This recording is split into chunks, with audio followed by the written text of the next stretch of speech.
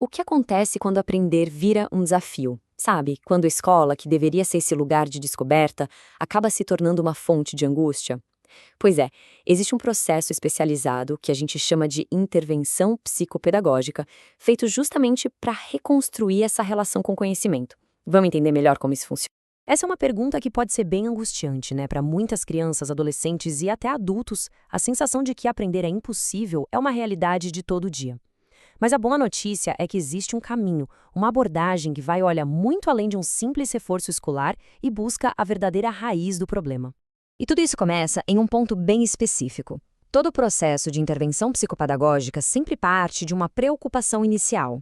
No campo da psicopedagogia, essa preocupação tem um nome técnico: a queixa.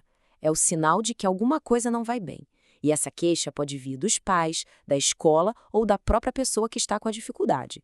Um ótimo exemplo é o caso da Luciana, uma menina de 11 anos, tímida, que tinha dificuldades de leitura e escrita. A queixa dela foi o ponto de partida para todo um trabalho de transformação. Ok, se a queixa é o ponto de partida, a intervenção psicopedagógica é o caminho. E é muito importante entender que isso não é uma aula particular. O papel do profissional aqui não é ensinar conteúdo, mas sim atuar como um mediador nesse processo de aprendizagem. A própria palavra intervenção já entrega a essência do processo. Intervir significa se colocar entre quem aprende e o conhecimento. O objetivo não é ficar empurrando o conteúdo, mas sim construir uma ponte, sabe? Criar uma conexão nova, onde a antiga, por algum motivo, se quebrou. Em outras palavras, o profissional atua como um verdadeiro agente de mudança. Ele ou ela introduz novas ferramentas, novas perspectivas para alterar aqueles padrões de relação com o saber, quebrando os ciclos antigos de fracasso e frustração. E aqui está a distinção mais importante de todas. Muita gente confunde intervenção com reforço escolar.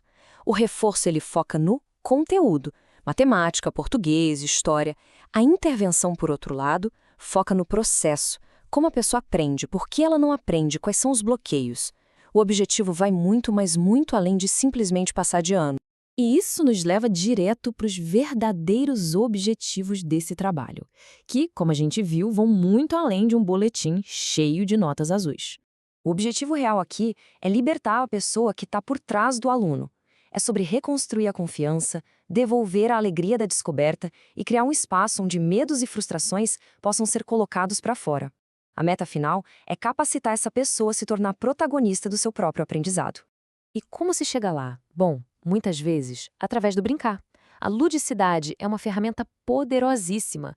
Jogos, desenhos, música, eles não são só passatempos. São recursos estratégicos para acessar as dificuldades de um jeito mais leve e seguro. Como foi feito no caso da Luciana, a ideia é fazer com que aprender volte a ser algo natural, prazeroso. Mas todo esse processo criativo e sensível não acontece do nada, no vácuo. Ele precisa ser sustentado por uma estrutura bem clara, bem profissional, que dá segurança para todo mundo que está envolvido. A palavra-chave aqui é enquadramento. Dá para pensar nisso como se fossem as regras do jogo, um contrato terapêutico. Ele define os limites e as expectativas, e a função principal dele é criar um ambiente previsível e seguro. Essa estrutura dá contenção, não só para quem aprende, mas também para a família e para o profissional. O enquadramento é feito por essas constantes que a gente vê aí. O tempo de cada sessão, a frequência com que elas acontecem, a duração total prevista do trabalho, os honorários e até mesmo as pausas programadas. Tudo isso é combinado desde o comecinho.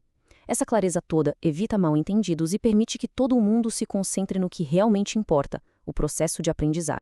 Agora, além dessa estrutura de tempo e de regras, o espaço físico e emocional onde tudo acontece é fundamental, e isso é o que a gente chama de setting.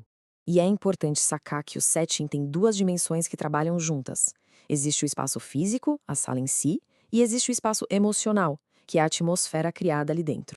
O espaço físico é pensado nos mínimos detalhes, poucos estímulos visuais, materiais guardados para promover o foco.